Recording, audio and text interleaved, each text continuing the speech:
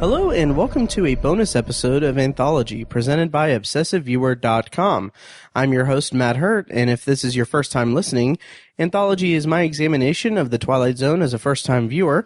Each podcast, I review one episode of Rod Serling's iconic series as a first-time viewer and round out the show with a bonus review of a movie or show related to the week's main topic.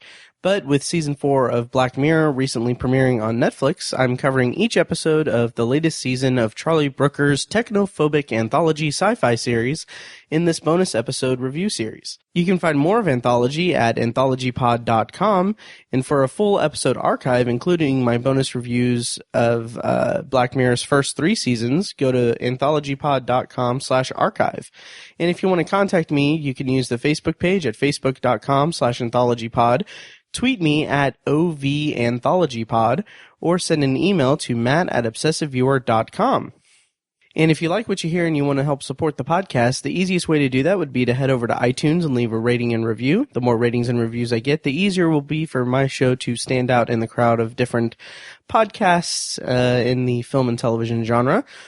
And finally, if you want to show your support with your wallet, you can do that by clicking the donate button on anthologypod.com or by visiting patreon.com/obsessiveviewer to set up recurring donations. Any and all donations made will help pay the fees to keep the podcast running and are greatly appreciated.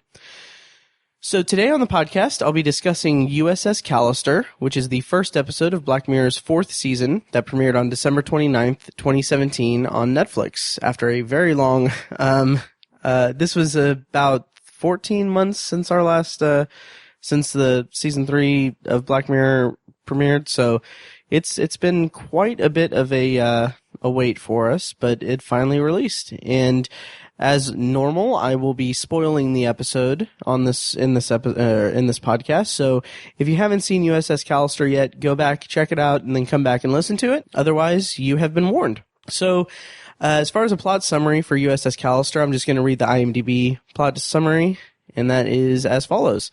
A woman wakes up on a Star Trek-esque ship where the crew praise their all-knowing and fearless captain. And that's all for the IMDb summary, which I really like that because that's very broad and doesn't give any real like spoilers or anything like that. I appreciate that for sure. Starring in this episode as Robert Daly is Jesse Plemons, who is perhaps best known for his work as Landry Clark in Friday Night Lights and as Todd in Breaking Bad. He was also recently in season 2 of Fargo, and he has a ton of, I think Breaking Bad kind of exploded his career a little bit because he has a ton of movie roles and everything like, The Master and what was that one with Johnny Depp? Crap, the Black Mass.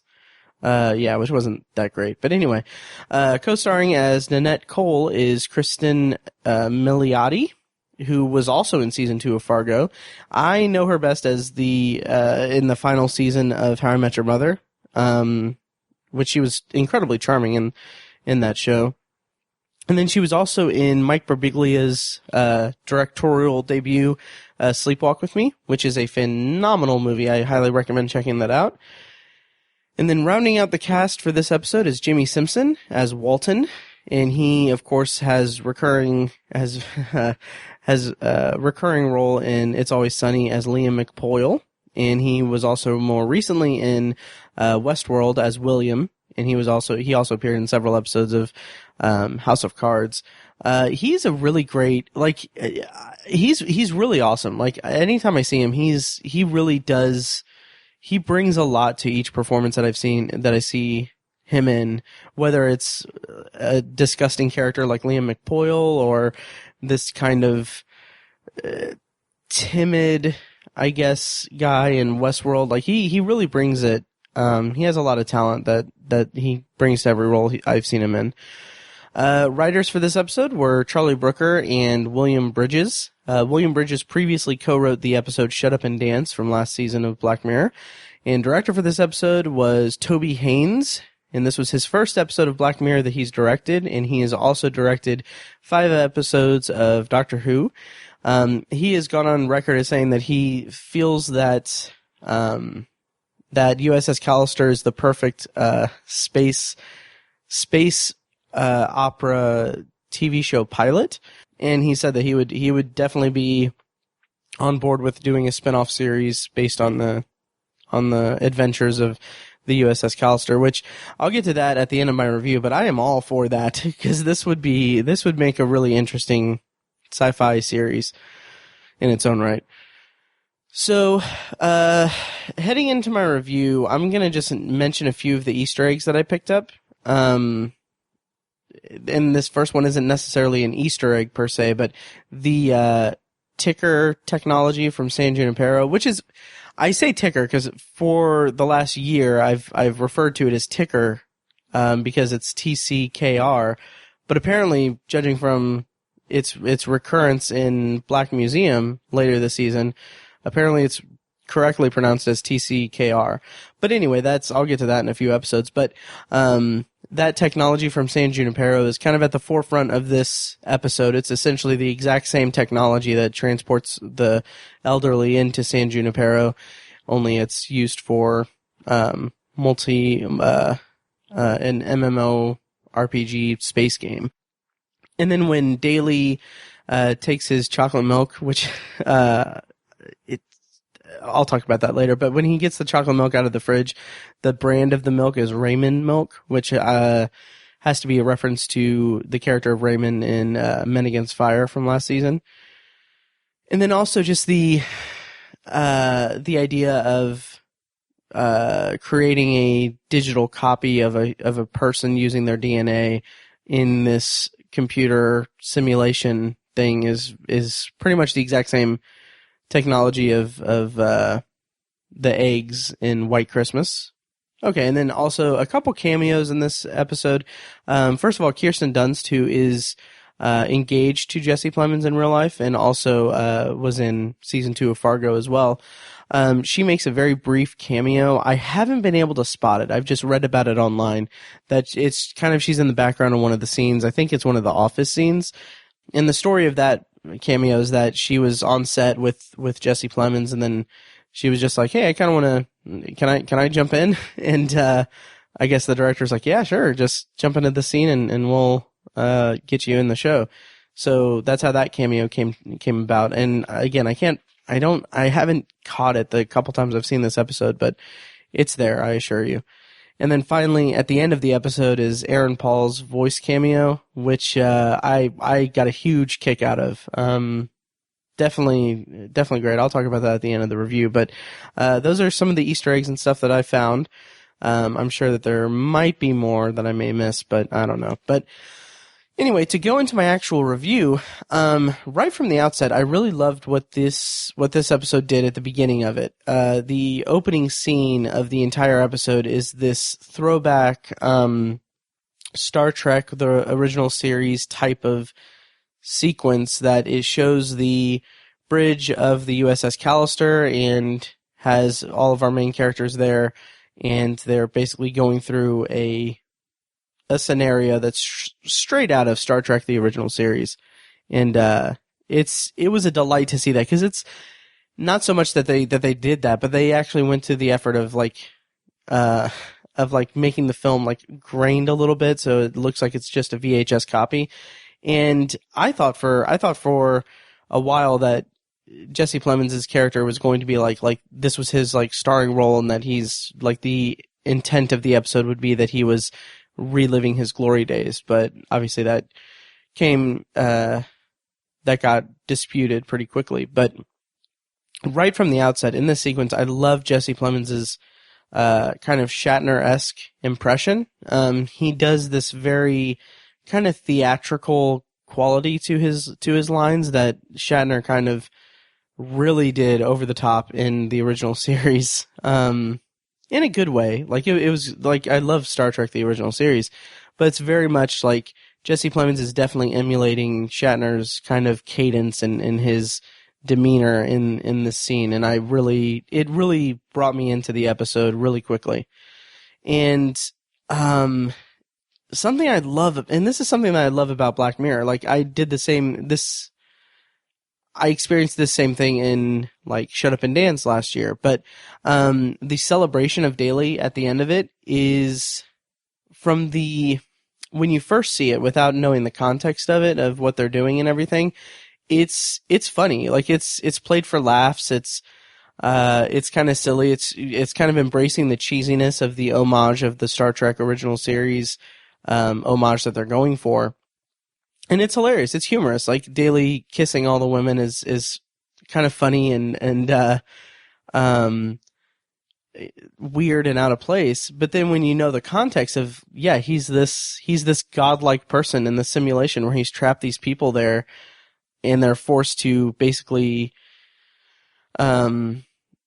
play along with this warped game about this old ass TV show. It's really, really eerie when you go back and watch it, because like the celebration is just super just creepy, and then the kissing is unbelievably eerie and gross. I love that Black Mirror is a show that you can kind of turn your perspective on it on its head when you revisit it. So after that, we get Daly walking into the office, and it's immediately shown that it's the TCKR technology from San Junipero, and that kind of pieces it together for you pretty quickly. And I'm going to take this moment to kind of, I don't know. So I've watched the entire season of this season of Black Mirror, and what I've noticed, and while Black Mirror is one of my favorite shows, bar none, this is a really great show. I'm really very much a fan of it. It kind of bugs me a little bit. Like, it seems like at a certain point, Black Mirror just decided to expand the technology that it already has in it. I don't know if it's a conscious effort to try to make the entire series be like one cohesive timeline, which I think Black Museum would be a pretty strong indicator of that. But it seems like, okay, so season 1, we had this introduction of the hot shots and in this world that Abby Khan and what was his name in the episode in 15 Million Merits?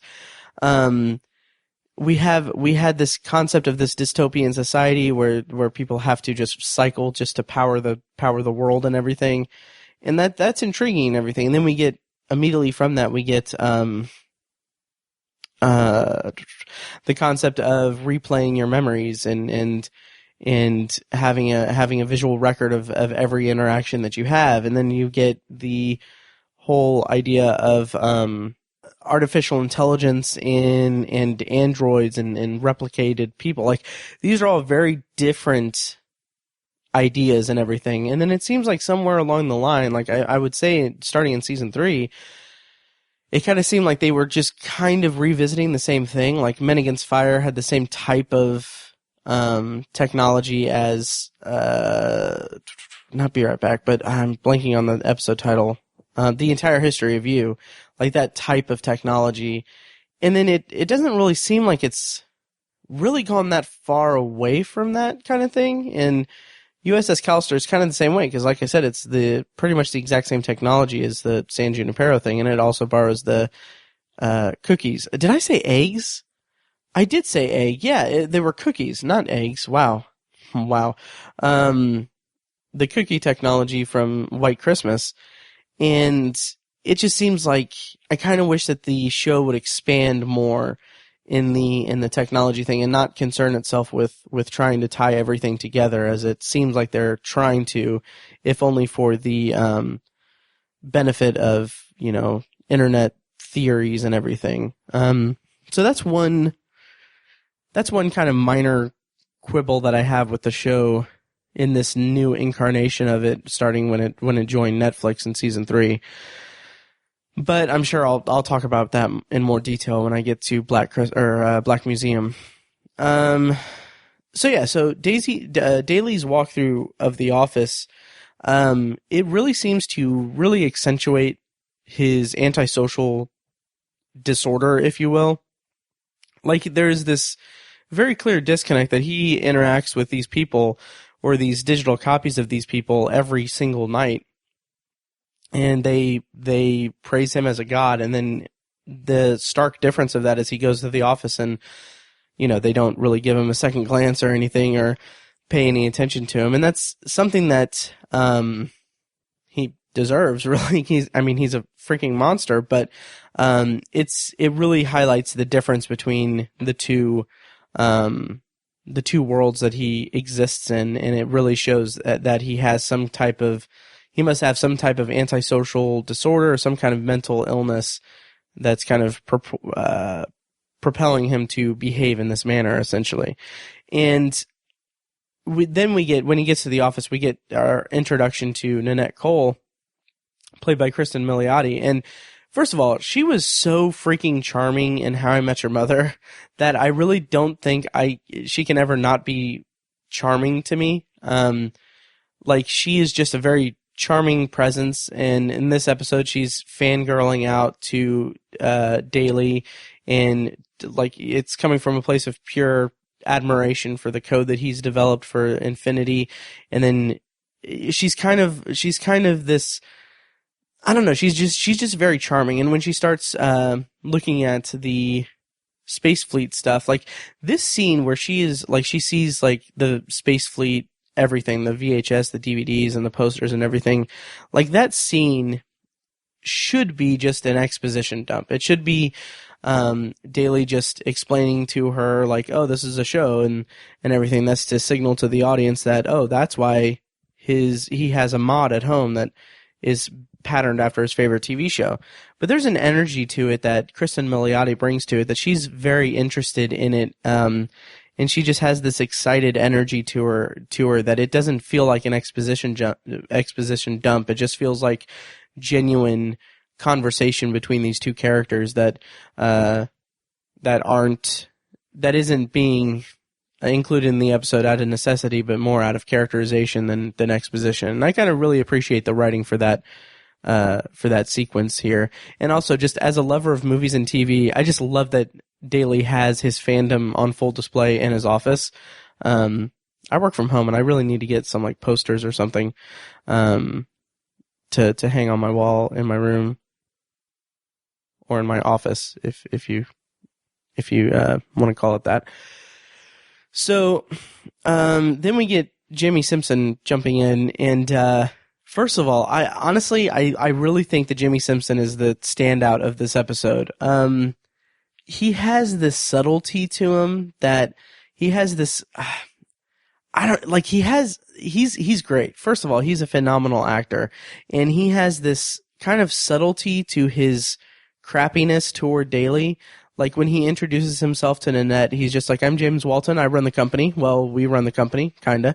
Like, he just throws in that kinda, and it's just like a little bit of a dagger. It's like, cause he doesn't think of Daily. like Daily is not on his radar that much. And it's just really, really fun. And you can tell that he is, as, I think it was Shayna is her character's name, as she, points out later to Nanette, like, he is clearly like a bit of a Lothario, I guess. And it's just, Jimmy Simpson's performance in this is fantastic. I'll talk more about that when we get back into the Space Fleet mod of Infinity when they go into that scene. But I really like that. And also, I kind of feel like this episode is kind of a good companion piece to last season's playtest. The tone is completely different, of course, but the idea of immersive gaming experiences, they're all obviously present in both episodes, and it kind of seems like they play with some of the same, I guess, themes to an extent, with that. So I just think that that's interesting. Same as like Hang the DJ, this season's, episode seems to be a good companion piece to like San Junipero. It kind of seems like, I don't know if it was a conscious effort for them to make episodes that kind of mirror last season's episodes, but there are at least two that kind of stick out.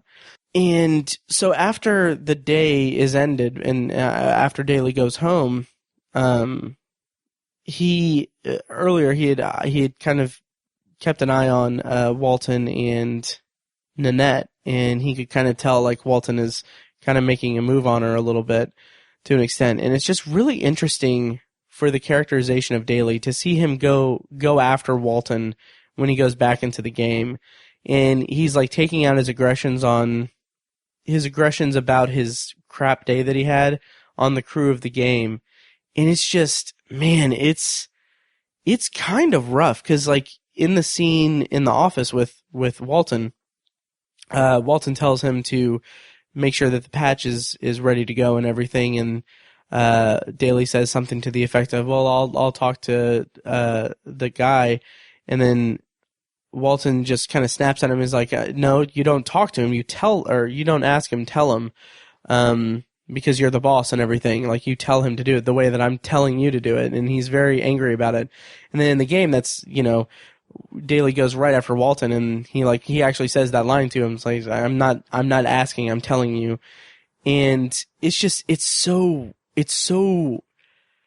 kind of eerie a little bit. He also has the intern get him coffee as well. And it's fascinating to me because he is this antisocial guy in real life, but he is this horrible godlike dictator in the game. And it makes me wonder if his antisocial behavior is because he is a god in the game, or is he just a complete psychopath? Like, what I mean by that is, does he not interact with other people in the real world because he has such an immersive experience every night in his little developer mod for Infinity that has his favorite show and everything? Is he so sucked into the game that makes him antisocial in real life and not interact with people in real life? Or has he always been like that? And then the game just lets him have this outlet for his psychotic tendencies or his more sociopathic tendencies or what have you. Like, that's, I'm inclined to think that it might be, it might be kind of a mixture of both. But I kind of like the idea that he's become this antisocial kind of monster, or amoral person, I should say, in the real world because he is so wrapped up in the game that he's created for himself. And it's interesting, like the next day at the office, Nanette offers Daly coffee. It's a nice gesture, like she's new there and she has this admiration for him. And it's like, that could have, like, it shows that they could have had like a nice working relationship from what it's saw, or from what it seemed. But then the coworkers kind of bring her into the culture of the office, like when she's talking to Shayna in the at the coffee machine. Which, by the way, that actress Michaela Cole, she was previously in Nosedive as the counter agent at the airport, and like, there's something about her performance. I just love her energy in it. Like, there's something to the way that she speaks in the scene with the coffee that I can't quite pinpoint it, but there's such an energy to it that it's just fun. Like, she's talking about how like she's showing Nanette the ropes, but it's not like a cautionary thing. It's just like this casual, like, oh hey, yeah, by the way, he's he can kind of stare at people a little bit, and it's kind of creepy. And and like the line where she says that, when she's talking about Walton, and she says, if you chuck a ham sandwich across the floor or across the room, he'll try to fuck it before it hits the ground. Like, I love that line. That was hilarious. But, yeah, so I really love her performance in this episode and her energy that she brings to her delivery and everything. But in that scene where she's talking to Nanette about the kind of everything, the culture of the office, it's kind of not necessarily sad, I wouldn't say, but it's kind of a shame because, it seems like they could have had a good working relationship with her and Daly, but she's kind of brought into the culture of the office and everything. Which, I mean, hey, it's kind of a bed that Daly made for himself, so it's not like it's anything too tragic or anything, but it's definitely interesting to see that they have this kind of culture, this kind of office culture dynamic on display here. It seems very authentic to an office environment. Yeah. Then Daly kind of keeps staring at her in a really creepy way and takes notice of the coffee cup. And when she was about to leave and when Daly got up to go for the coffee cup and he got the gloves and everything, I really thought for a second that he was going to abduct her and it was going to turn into an even darker kind of dynamic and everything, but that's obviously not what happened. And it's just the thought of someone going after your DNA for these purposes is really, really creepy and really just, it's like Jesse Plemons does such a great job of doing this creepy, creepy antisocial psychotic kind of thing where you can tell like it's not necessarily that he's delusional enough to think that what he's doing is right or anything, but he's just doing it because he doesn't care about the feelings of other people. And his kind of giddiness with waiting for the upload to complete for Nanette to be in the game is kind of funny in an eerie kind of way. But when she actually does get uploaded into the game and we get some good sequences of her walking through the Callister, which the visual effects of this episode are really impressive. And it's funny because it's like kind of throwing around their Netflix money to make a really gorgeous looking episode. That's also feature length also. It's an hour and 16 minutes, so it's just about feature length. But just the shots from within the USS Callister when Nanette is walking through the corridors and everything, like they're filming it in such a way that it's showing that they're in space, like having a lot of use of Dutch angles and kind of just moving the camera along with her to kind of give the impression of movement through space. It's really, really remarkable and really well done.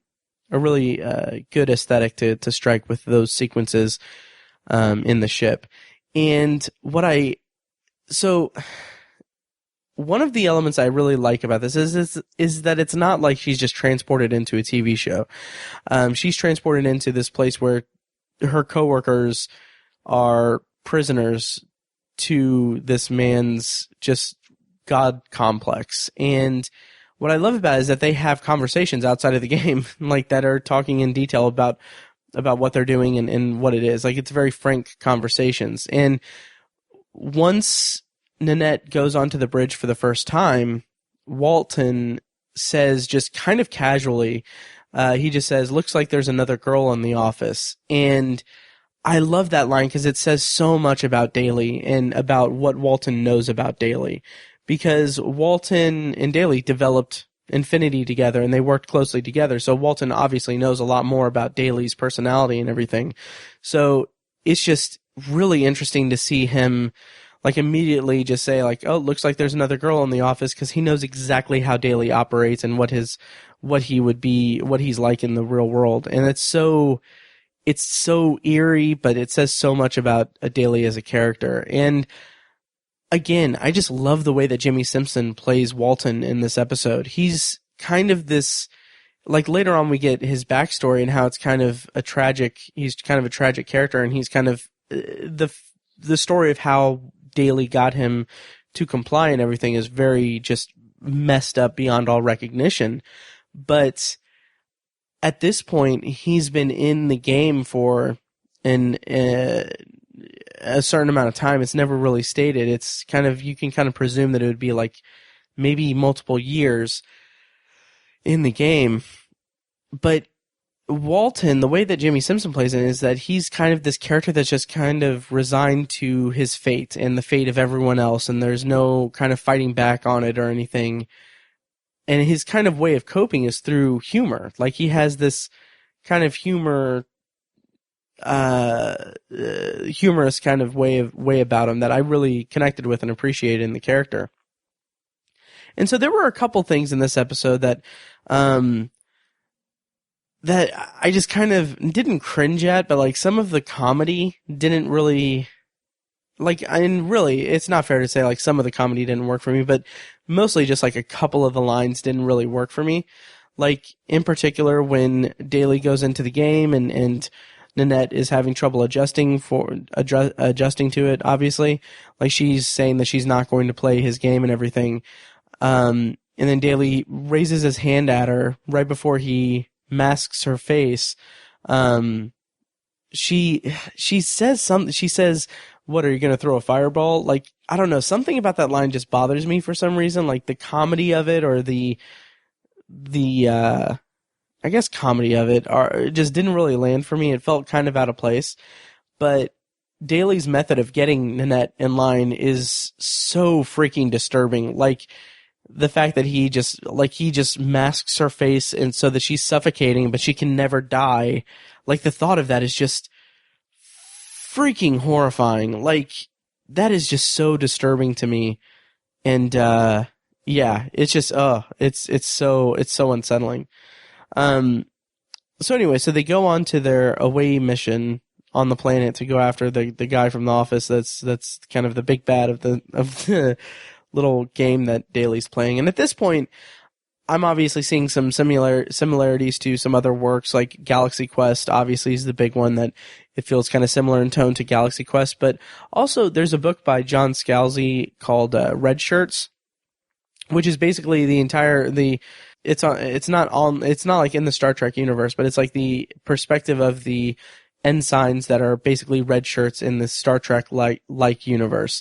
I read it a couple years ago, and to be honest, like the premise is a lot better than the actual story and writing. Like something about the writing just did not mesh well with me. It felt a little too simplistic. Like there's like no character descriptions, there's no backstory or anything, and like it just didn't. It was kind of written kind of boring in a boring fashion. Which is a shame because John Scalzi has a lot of well-regarded works and everything, and it's kind of made me not want to seek out his stuff because I was so disappointed with Red Shirts. But in terms of story, the way that the story goes in Red Shirts toward the end is really, really good.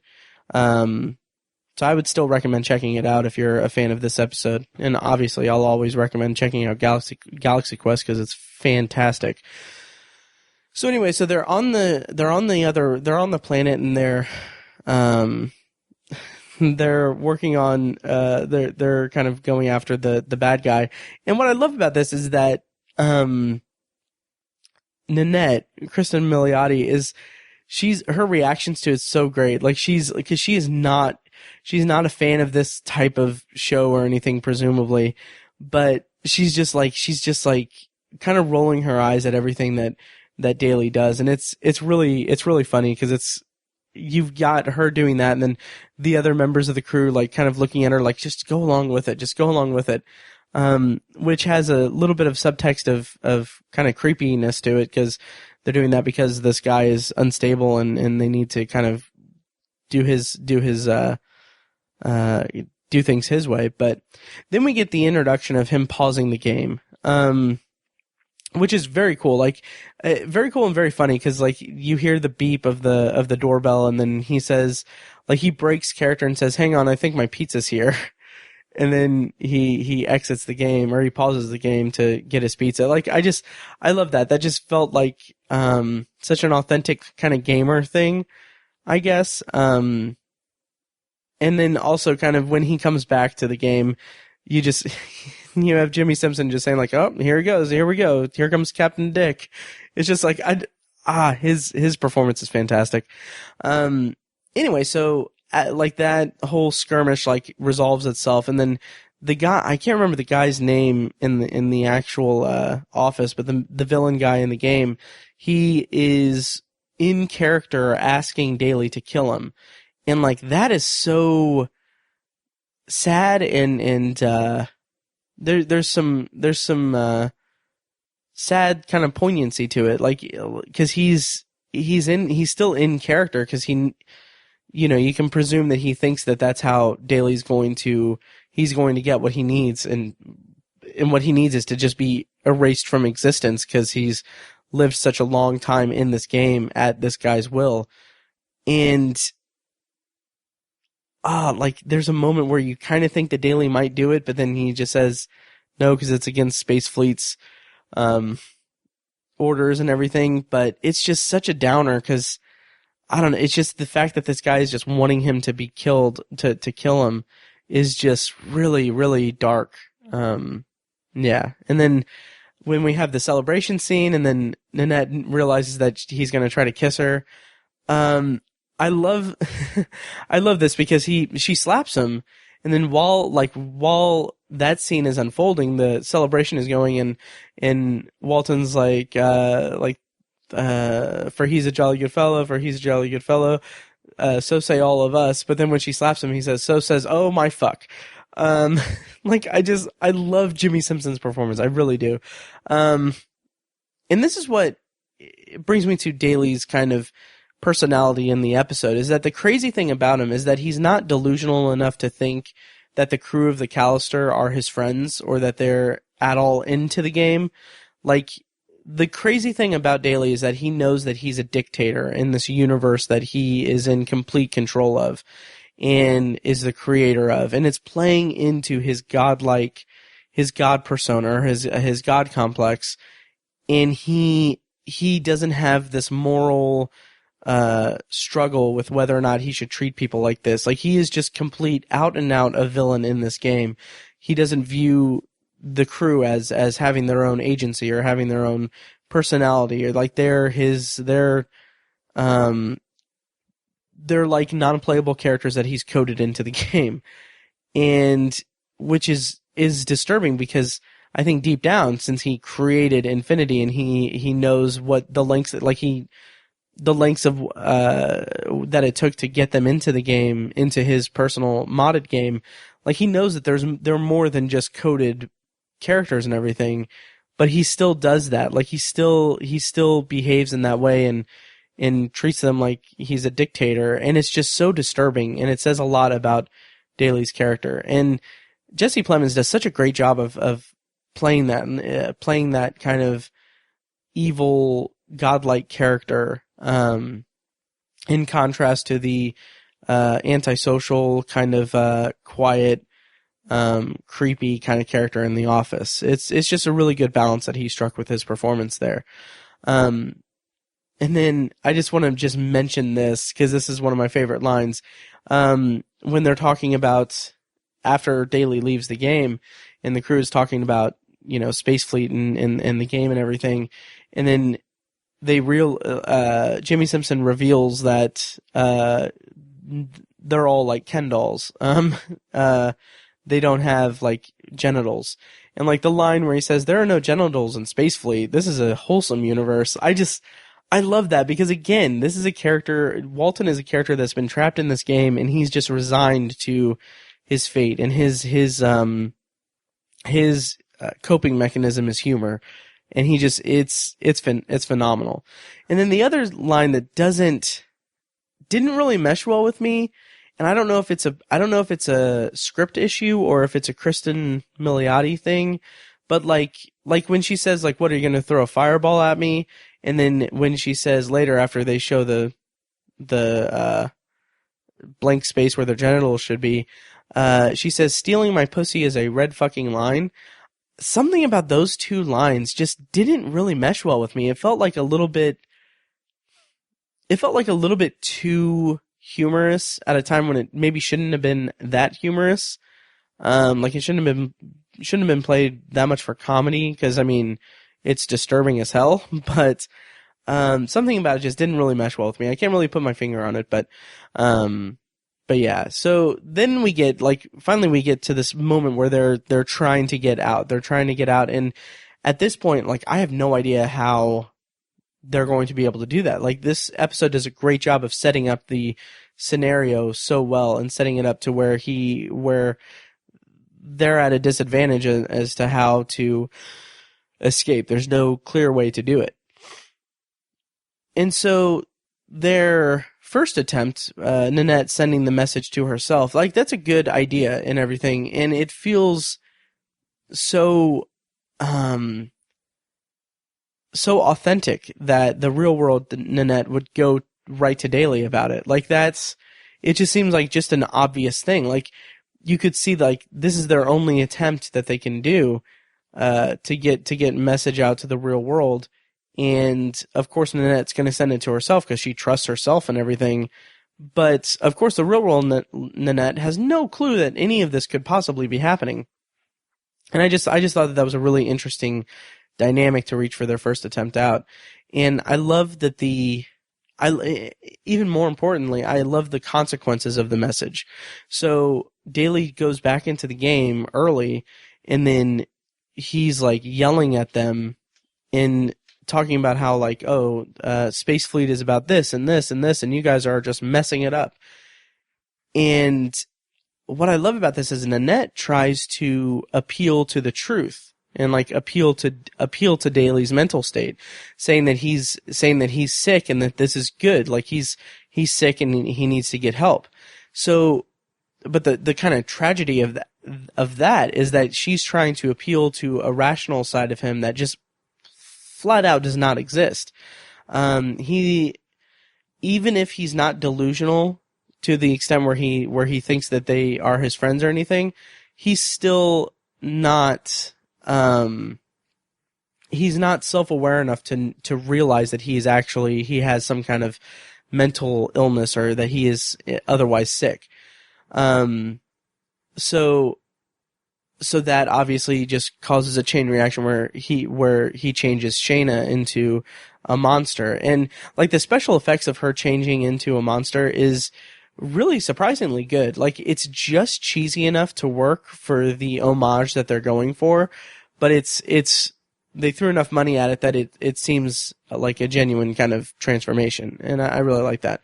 So even more at this point, I still like at this point that like there's no idea. I have no idea how the hell they're going to get out of the game. Like this is a losing mission for them from my perspective. Like I have no idea what the end game is for this episode, and I love the episode for that reason because it kept me on my toes the entire time. And then we get the introduction that the patch for the game, for the Infinity game, materializes in the Space Fleet mod as a wormhole. And honestly, I think that this development is kind of freaking genius to me. Like that's a really clever way to bring us into the last like act of the episode. Like that's just really clever to have the patch materialize itself as a wormhole. Like the idea is that he has this Space Fleet mod on his computer that is essentially like this Infinity game is a worldwide like multimedia or MMORPG. Massive multiplayer online game. And he had like that exists, but he has this kind of standalone mod on his computer that's just for Space Fleet, like the a special thing that he made.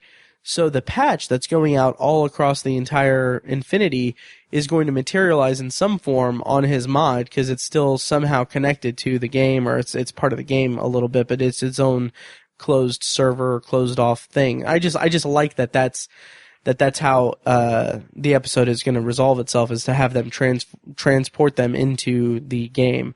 But yeah, so more on that later. But I like the idea of them blackmailing Nanette in the real world Nanette. That was an interesting wrinkle, and it reminded me of a little bit of the elements of Shut Up and Dance. But it still did enough in its own way to kind of differentiate itself from it. Then we get Walton's backstory and the kind of payoff to the lollipop that we saw earlier in Daly's refrigerator. And Jimmy Simpson's fantastic in this.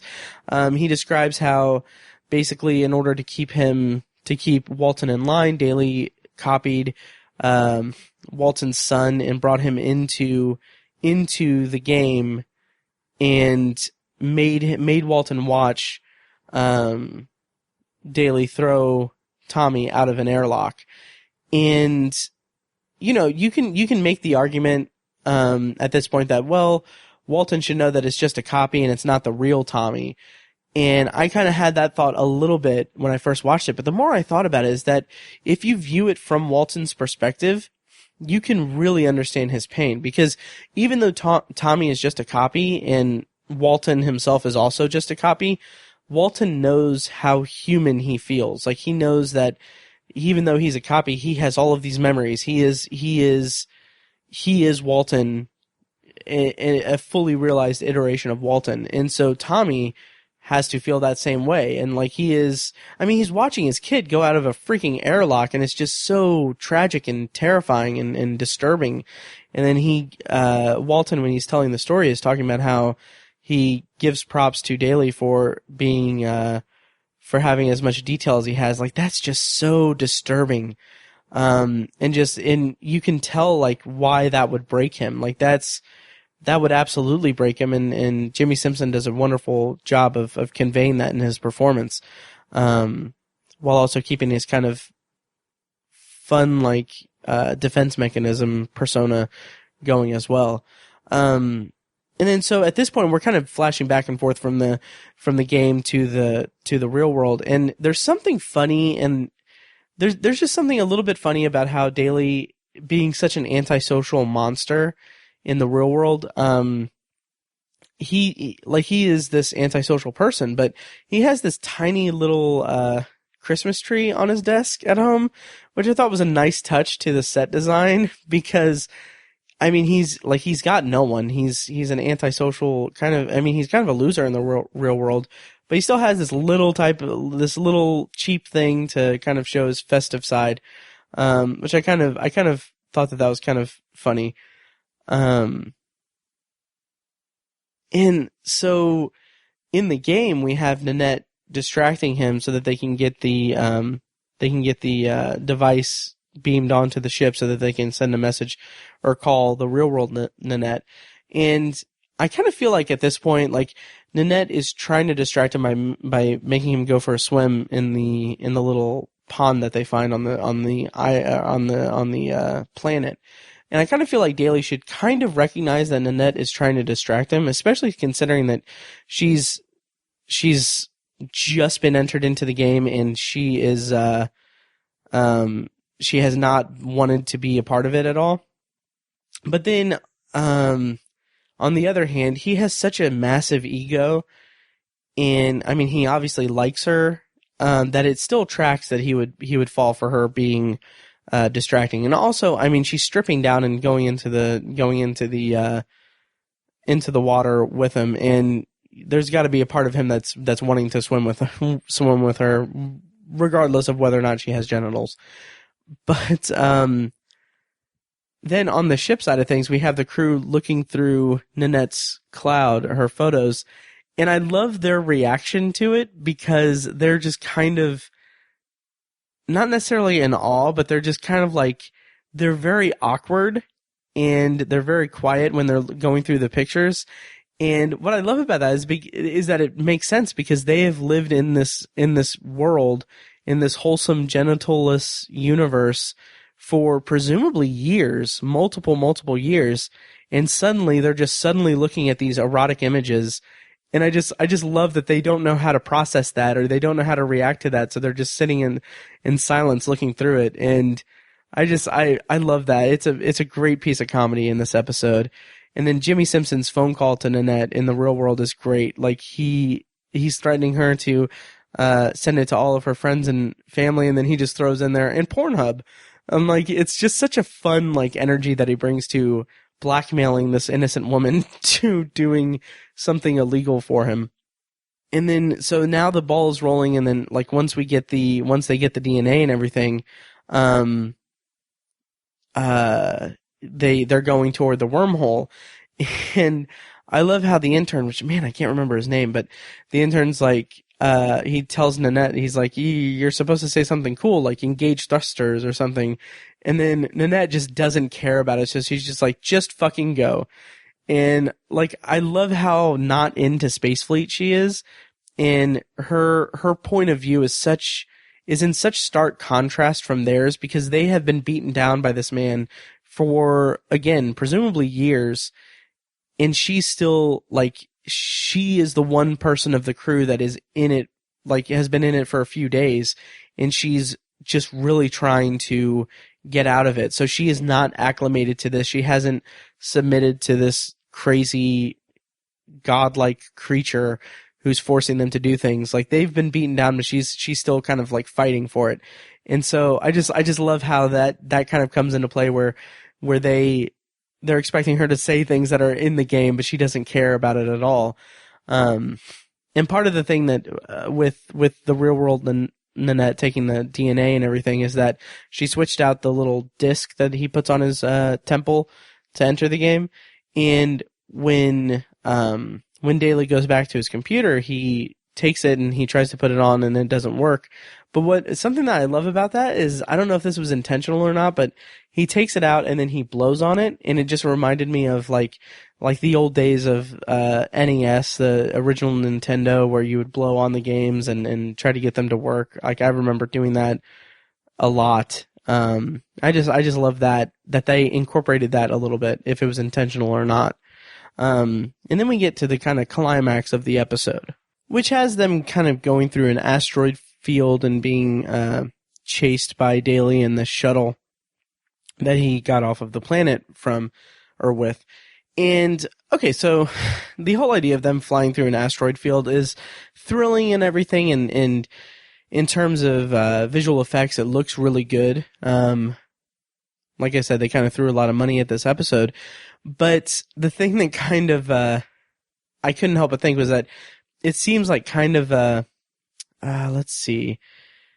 It seems kind of like a cliche of that type of story and that type of show. Like, Space Fleet is like Star Trek, and it kind of seems like that's the type of kind of cliche thing that they're going for, which makes sense. I'm not complaining about it for that reason. Like, it just seemed like, oh yeah, obviously they're gonna have to go through an asteroid field just to get to safety. But I don't know if that was intentional. Like, they're just like, okay, well, we need to do something that's kind of cliched and go from there. But it worked nonetheless. I thought it was fine. And it was thrilling. And like I said, visually it looked really good. And then one of my really only big complaints about the episode, and I wouldn't even say big complaint, but is that Daly Daly in the shuttle, like when he's yelling at the crew of the Callister, it feels like he veers a little bit too far into the over-the-top villain category, which I could see it being kind of intentional that they would make, since Daly is kind of transformed into the absolute villain of it, and they're kind of going through this whole Space Fleet, Star Trek type of cliched kind of thing, that maybe they were just trying to go for him being this kind of cliched villain.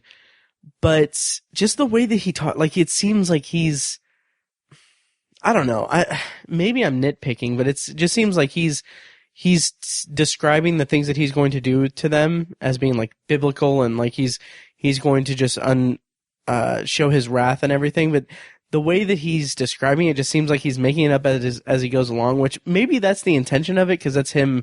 It's this godlike person losing control of the thing that he has always been in control of. So maybe that's why he has this kind of stumbled like thing. Like, I don't even remember what he says. He's gonna rip their organs out and make them watch while they're still alive. But the way that he does it, like the cadence that he uses, is a little like he's just trying really hard to come up with it.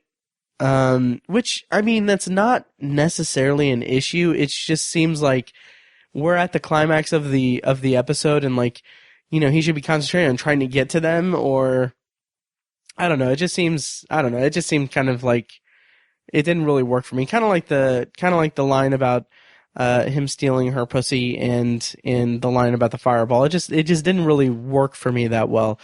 But then, like, I like that it didn't end with the asteroid field, because the ship kind of loses control and Walton has to go into the engines to fix it. And I liked that wrinkle to it, because the character of Walton has such a clearly defined arc in the episode. And I love the scene with him and Daly where he's basically telling him, as he's fixing the engine, he's saying, like, you were the genius of it, and I exploited your genius and treated you like the golden goose, and I got fat off the profits and everything.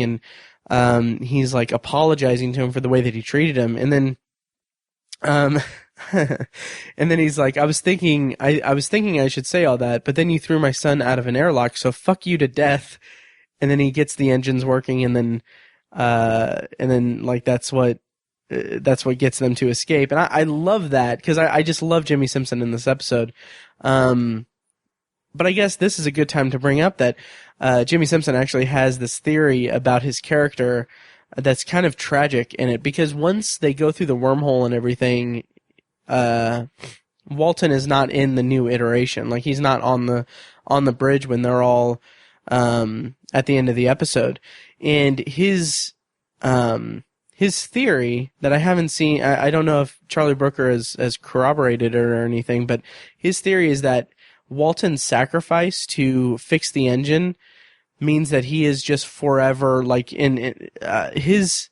since no one can die on the ship without Daly's authorization or anything, Walton is now trapped in the engine, burning for all eternity, as a sacrifice to get the crew out of Daly's wrath and everything. So just the thought of this lone person in the engine being just burning up for all eternity without being able to die, that's really disturbing. And I'm gonna kind of subscribe to that theory, because that brings an interesting wrinkle to the episode and to the tone of the episode. But to actually go back to them actually going through the wormhole and everything, I love that as they're doing it, the crew all, like, they lock hands. It's a nice touch, because they've come a long way, and they've obviously, like, this is their moment where they're either going to, they're likely going to die. Like, the whole plan was for them to be erased from all existence. But then now they're just being transported into Infinity, the game. And I love that the aesthetic of the bridge changes, because it just wipes out the Space Fleet mod. And I love that it becomes this kind of Star Trek, J.J. Abrams Star Trek kind of aesthetic. Like, there's a lot of lens flares, and the camera moves around similar to how the camera moved in the J.J. Abrams movies. And I thought that was a nice touch. And as far as Daly's concerned, his end is a perfect Black Mirror ending. This rogue universe is that he has existed in, the Space Fleet mod. The rogue universe deletes itself and traps Daly in the game. And it, first of all, it makes me wonder, like, I thought a lot about it. Like, he's trapped in, like, that's such a disturbing thing, that he is trapped in just complete darkness and nothing. And it made me wonder, like, how long he would be left there in his apartment, because theoretically, like, someone could find him and rescue him or what have you, but he is such an antisocial person that who's going to come to his house? Like, who's going to come to his apartment and try to save him? Definitely not the pizza delivery guy, because he didn't get his $30, but and then going back to when Nanette was talking to Shayna in the office, like, Shayna actually says, like, it's Christmas Eve, she's gonna go home, and they have 10 days till they have to go back to work. So yeah, Daly's dead. Because there's 10 days before any of the people that he interacts with on a daily basis will notice that he's not there, that he's nowhere. That he doesn't come into work. And then you think, like, okay, well, a day or two after that is when they would probably call the police or try to contact him. And then a few days after that, is when they'll get someone there to check on him. Even that, they don't really care about Daly that much, so maybe add an extra few days to that timeline. And it's 10 days from when he's trapped in the game. He's gonna die of starvation and dehydration and everything within that time frame, around the time that anyone even recognizes that he's missing or anything. And of course, there's also the idea of, like, oh, family, might call him on Christmas or something, but there's nothing in the episode to indicate that. But that's just such a bleak ending for that character. It's really fascinating to me, and I love that ending for the character. So then we get the denouement of the episode with the crew in infinity, which this is such a great concept. Like, this is what the director, or this is what the director was talking about when he spoke to, I think it was to EW, saying that this is a great pilot for a series, because this entire, like, this is a perfect, like, you could show me this as a pilot for a new series of television. I would be all about it, because it's such a great concept of these people that have been copied into this game, and they're only, like, they go through hell to get away from this horrifying godlike person.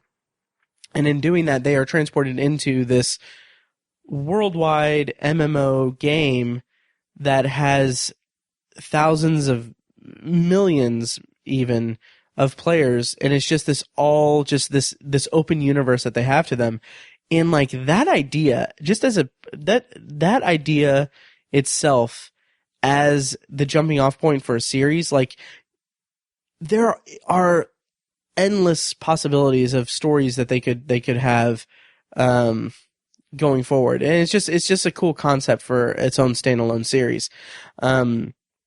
But I love that their first experience with another player in the game is Aaron Paul, his character, voicing it, and like, it's just a common, like, online multiplayer kind of thing. Like, he's a complete ass, and then threatens to blow them out of the sky, so then they leave. I love that, because first of all, I love that Nanette is the new captain of the ship, and she does not care about the idea of it. Like, she's like one of the crew calls her captain, and she's like, no, just say Nanette, it's fine. And then they're like, where should we go? And then she's just like, stick us in hyperwarp and let's fuck off somewhere. Like, she doesn't, like, she has just this demeanor to her that I would see a series where she is the captain of this ship in going on adventures, and this kind of like, I don't really care kind of persona. And then it ends with Aaron Paul's voice just saying, like, I'm the king of space, and then he's just like, king of space. It's just like, it's such a great, like, kind of poking fun at, like, online multiplayer that, like, people are so big into putting this fake persona out, and like, being like very much like kind of macho people when they're talking online, and then it's just this like subtle like sadness to them that it's like they're just in a game. It's not anything big. And I love that about it, about the ending. And that'll do it for my review. I will say that I was so enamored with this episode, and I enjoyed this episode so much that I actually did order a Space Fleet shirt from TeePublic, which if you go to the Obsessive Viewer TeePublic store, which you can find at obsessiveviewer.com/donate, and also I'm sure at anthologypod.com/donate. I'll make sure that I put a link there. But if you go to the store, you can find Black Mirror and Twilight Zone shirts and stuff, and then any shirt that you buy from that store I'll get a little piece of the commission. So check that out, and I'm really excited for it, because it says Space Fleet, and then it has the Space Fleet logo. And it's just, I'm really excited about that. So that will do it for my first bonus episode for Black Mirror Season 4. And so next time on the podcast, on the main feed, it should be in a day or so, I'll be reviewing Dust from Season 2 of The Twilight Zone, and my bonus review will be an episode of Playhouse 90 that Rod Serling wrote called A Town Has Turned to Dust. And be on the lookout for that. And then, as far as my next bonus review, I'm going to be pumping these out pretty quickly. I'm going to try to, at least. So my next one is actually going to be Archangel, which is episode 2 of season 4 of Black Mirror. And then what I'm hoping to do, and I really hope I can pull this off, but what I'm hoping to do is, this is the first one. I'm going to post this up first, and then I'm going to have Dust come out next. And then in between Dust and the next episode of the main anthology, I want to have 2 more Black Mirror episodes post. So you're going to be seeing a lot of content coming out on the feed in the coming weeks. And the reason for that is that I want to make sure that I get through Black Mirror as quickly as possible, because next week, Philip K. Dick's Electric Dreams is coming out on Amazon Prime, and I want to make sure that I review those in a timely fashion as well. So be on the lookout for a lot of content coming out, hopefully, fingers crossed. And yeah, and if you like what you've heard, once again, make sure to check out my other podcasts over at obsessiveviewer.com, and in particular at obsessiveviewer.com/podcasts. And if you want to help support the show, again, the easiest way to do that would be by leaving a rating and review on iTunes. And you can also donate to the podcast through PayPal by clicking the donate button over at anthologypod.com, or by visiting patreon.com/obsessiveviewer. Now, if you become a patron on patreon.com/obsessiveviewer, you will actually get access to a special RSS feed that is specifically for film commentary tracks that I'll be recording at random intervals and posting specifically for Patreon subscribers. So as of right now, I posted a commentary track for Jingle All the Way. So check that out. It's a minimum of $1 a month, and you'll get access to that and my undying gratitude as well. So that'll do it for this special bonus episode of Anthology, and I hope you enjoyed it. And if you have any comments about the show or about Black Mirror, or you want to share your thoughts on any episode of Black Mirror this season, shoot me an email and I'll incorporate it into my reviews going forward. It's matt@obsessiveviewer.com. And yeah, thank you guys so much for listening, and I'll see you next time.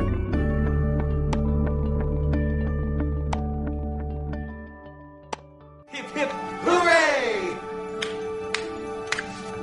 For he's a jolly good fellow, for he's a jolly good fellow, for he's a jolly good fellow. So say, oh my fuck. Thank you for listening to Anthology, presented by ObsessiveViewer.com. For more of Anthology and a full archive of my episodes, go to AnthologyPod.com. And if you want to help support the show, the easiest way you can do that is by leaving a rating and a review on iTunes. You can also make donations to the show courtesy of the donate link in the show notes of each episode and on AnthologyPod.com. For recurring donations, you can become a patron at patreon.com/obsessiveviewer and just choose one of the Anthology reward tiers. If you enjoy Anthology, feel free to check out The Obsessive Viewer, a weekly movie and TV podcast I host with my friend Tiny and occasional guest co-hosts over at obsessiveviewer.com. You can also join the Obsessive Viewer Facebook group at facebook.com/theobsessiveviewer. For book reviews and commentary on the world of reading, check out our sister site at obsessivebooknerd.com. And for philosophical discussions from a secular viewpoint, check out my friends Chad and Amanda at thesecularperspective.com.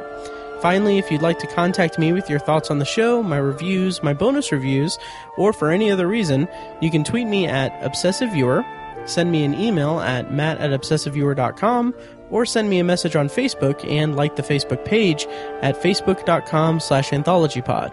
Once again, thank you guys so much for listening, and I'll see you next time.